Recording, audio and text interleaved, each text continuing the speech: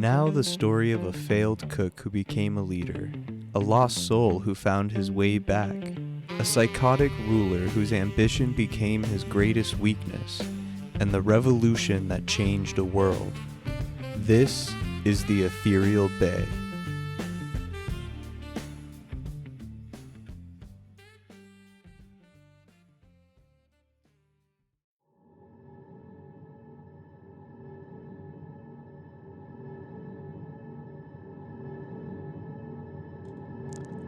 Well, hello, it's me again, your gritty, godly Skyman. I yelled and screamed all throughout the last episode, but I think I was silenced. One of the drawbacks about being up here is you don't always get a voice, and when you do, it's short-lived. But now that my voice is finally making its way to your ears, I must relieve myself of these thoughts to someone else, anyone else. Shouting into yourself is like shouting into a room that's echo gets louder with every bounce off the walls. So, here I go. I can't believe the audacity of this braggadocious bastard. He will be buried before this bay will be rebuilt. There's no way you'd be able to become better than the great men before you. You are just a sniveling, sobbing baby with blisters and blood in his boots, believing you could stand in great men's shoes. You must believe creepers can fly too. Why don't I write a poem for you? This life is gonna be a cruel one for someone so dumb, incompetent, and shunned. Your own city left you to rot on the street. They watched as you fought for a meal with some meat. You fed on the scraps that came from elites, and now think the bay will give you a seat. For building a wretched dock but making it neat, it'll take more than roads and big fields of wheat to bring back the bay's old ethereal fleet. There's a million ways to die in the bay. At every turn you turn into the prey, and then be served up on a silver tray. So listen here, don't try to play. Go now's your chance, your time to get away.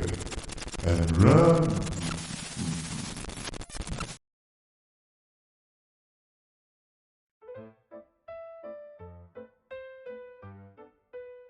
Welcome back to the Bay, everyone. I hope you are all having a great day. I myself was having a great day. Then the loser in the sky decided to chime in with the shitty rhyme and brought all the doubt back. But let's just stick with the plan because I got a pretty important episode for today. With the construction of 2 buildings, a fishing dock and watchtower, we will be setting up the foundations for a fishing industry and a military. We obviously don't have anyone to fight in our military yet, but when we do, we need a few locations for them to be able to work. So, for the watchtower, I think it could function as a temporary home and give us a good point of view. Because this land is so dense with towering, jagged cliffs, a good lay of the land will be extremely important for city planning. First, I wanted to start with the dock, and not because of the reasons you probably think. Money and luxurious fish are great, but the reason I want to focus on this first is because I wanted my first city project to be dedicated to my late, great Ivy. Before this, I did build some platforms and walkways, but only to navigate the terrain a little better. Now, this is my first legitimate build in this city, and I want it to be hers. She and I always spent our days off from the tavern on the lake. Every week we'd go fishing, have a couple drinks, talk about anything and everything, and then fall asleep under the sun. I miss those days, and the sky couldn't know any of that. He probably thinks I'm going to be wasting my time on pathetically puny tasks, but fuck him. He doesn't know what he's talking about. I thought I might hold off on it for a little while, but the sky has already begun looking down on me today, and unlike him, I am only human. I need something to cheer me up. Depression is not something I am immune to. Hell, that's my normal state of being.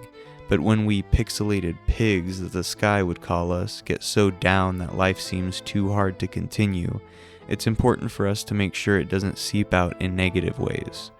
I always try to not indulge those thoughts until I've let off some steam with some sort of healthier activity.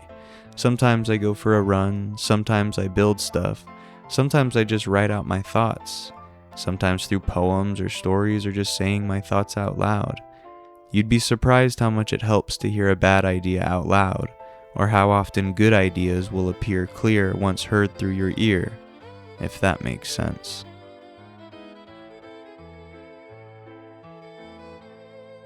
It seems like I've rambled on for so long that we finished building the dock.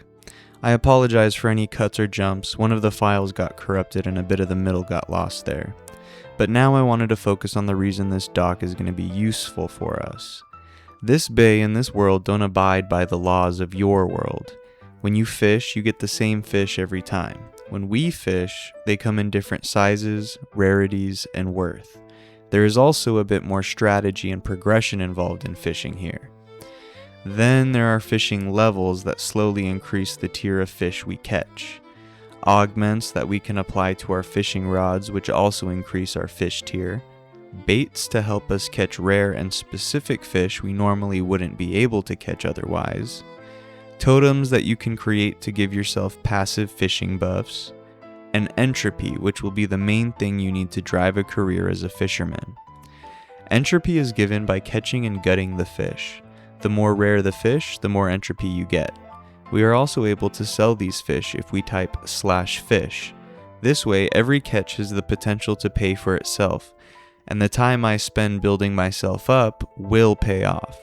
It's pretty simple once you get the hang of it, but will still take some grinding to really get my time worth out of it.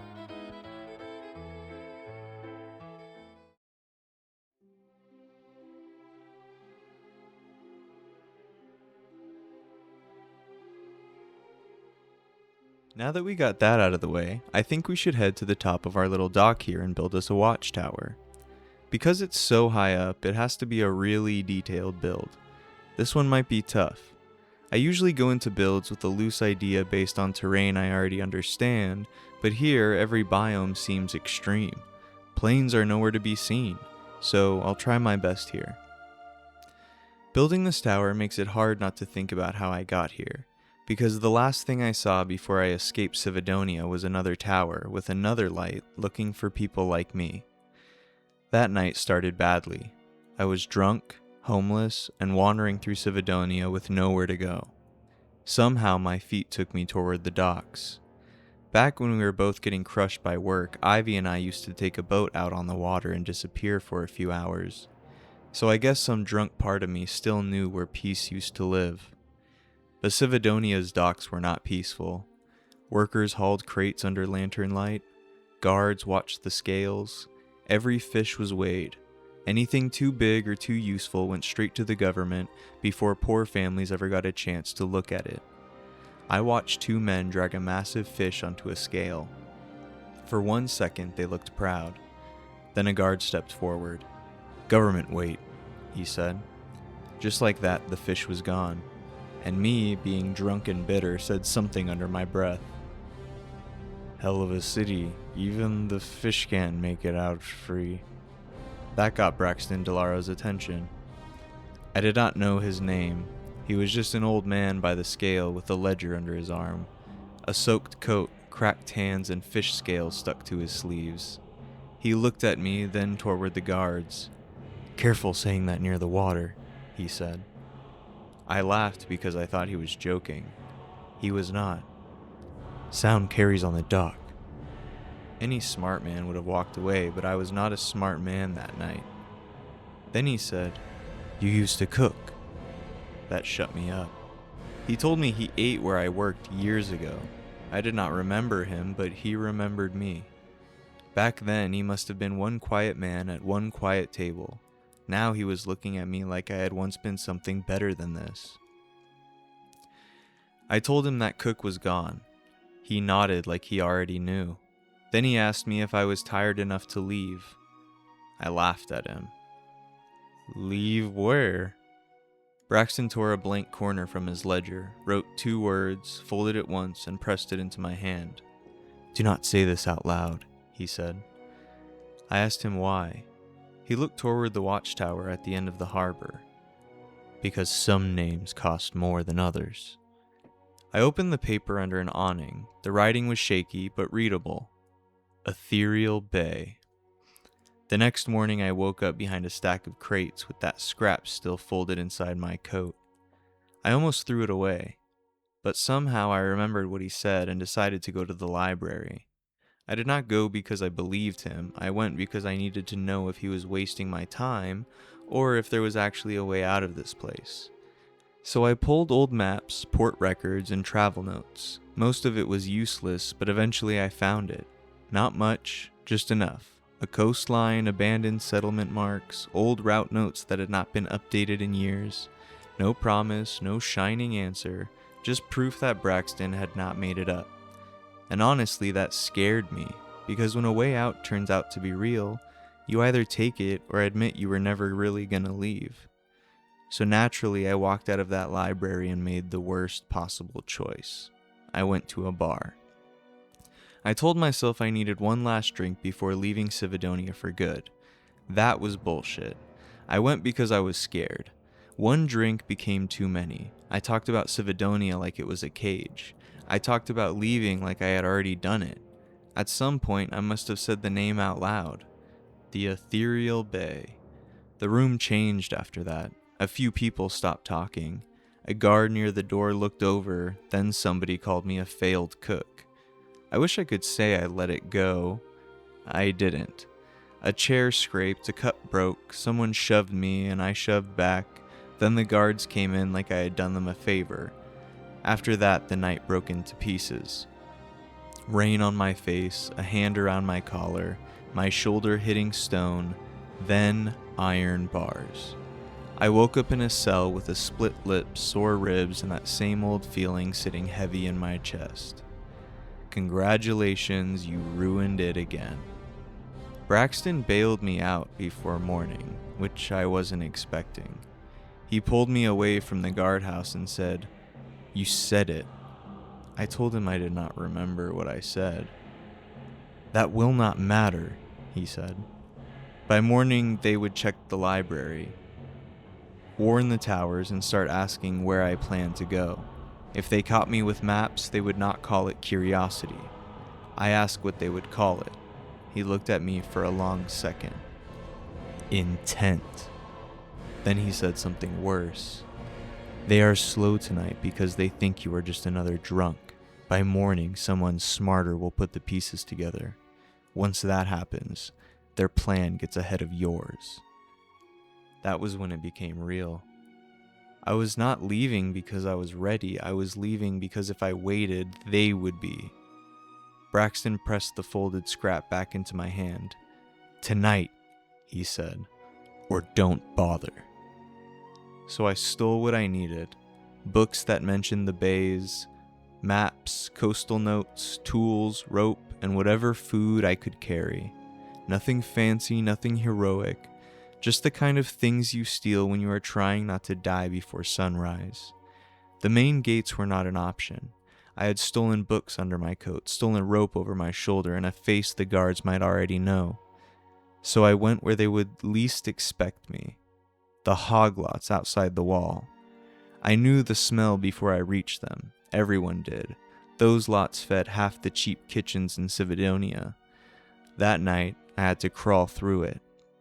The mud stuck to my arms, the waste soaked into my clothes, every breath tasted like rot.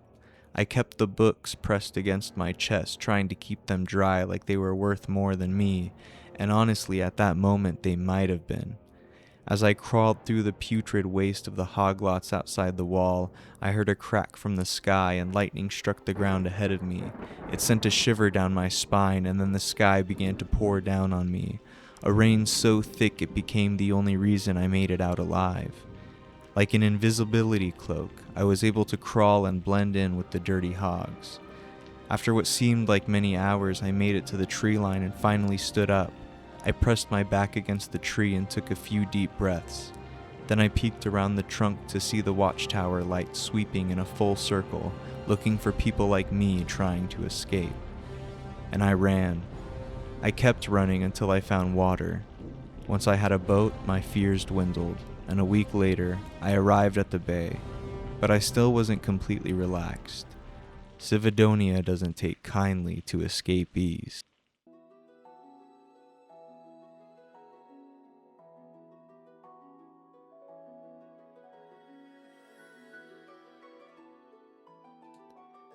Day 2 in the Ethereal Bay. This week I built more than I thought I could bear, and the bay feels alive with a change in the air. The wild still watches from shadow and stone, but this place feels less empty, less broken and alone. A dock stands for ivy where soft waters sway, so her name can breathe gently right next to the bay. A tower now rises to watch over the land, built less like a warning and more like a hand. I hope that the sky starts to see what I see, not a fool chasing ghosts, but what this could be. Still sleep has grown restless and peace feels too thin, like something far off has been trying to get in. I don't know what waits past the darkened tree, I only know something is looking for me. But let the tower stand high, let the lanterns burn bright, let the dock hold her memory through salt and through night. For if something is coming across hill, road, or sea, then let it find more than a frightened old me. I don't know from where, I don't know from when, but something is coming, and I must be ready then.